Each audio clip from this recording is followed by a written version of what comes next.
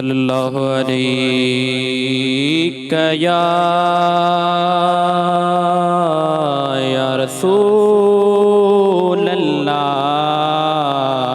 वसल्लम अलैका या हबीब अल्लाह। नालो मुबारक नालो मुबारक मिठड़ो मोहम्मद ॾाढो प्यारो आ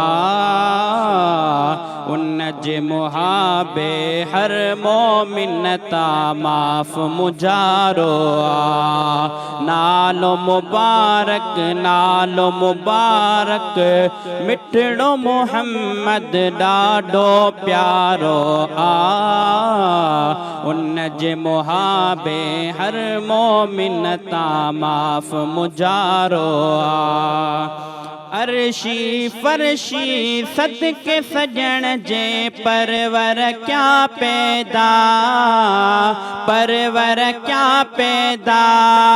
अर्शी फरशी सदके सजण जे परवर क्या पैदा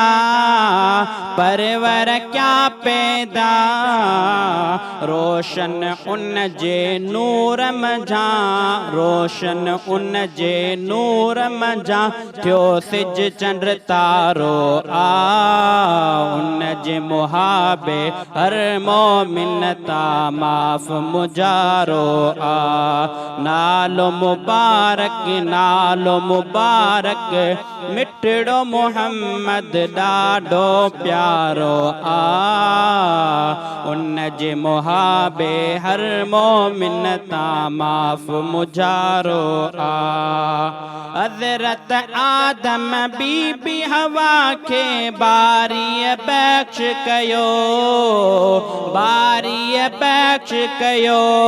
हज़रत आदम बीबी हवा के बारी बख्श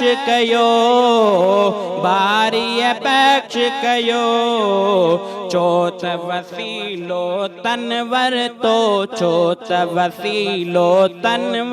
तो दिलदार दिलारो आ उन जे मुहाबे हर मोमिन ता माफ़ मुजारो आ। नूह नबी जी बेड़ी बुडण का मौला कई महफूज नूह नबी जी बेड़ी बुडण का मौला कई महफूज तैसा गड तूफान में आका अंदर उजारो आ उन जे मुहाबे हर मोमिन ता माफ़ मुजारो आ। हज़रत इब्राहीम उन जे बचड़े इस्माईल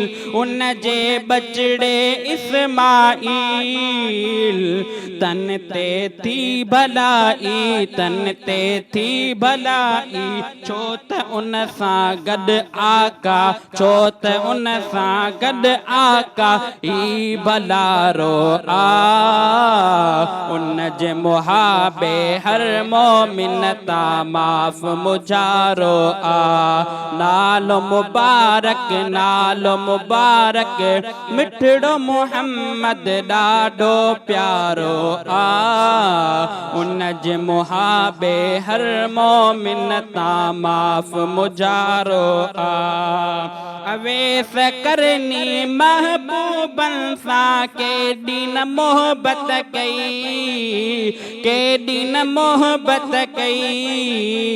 काथे मदीनो पाक तकाथे यमन ए यारो आ उन जे मुहाबे हर मोमिन ता माफ़ मुजारो आ। नालो मुबारक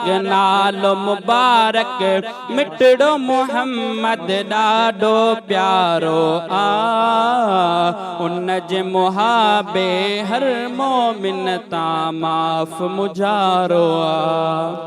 रोशनी जी वाट तमाम एपिसोड ॾिसो हाणे HD क्वालिटी में। विजिट कयो असांजो YouTube channel Sindh TV HD Islamic.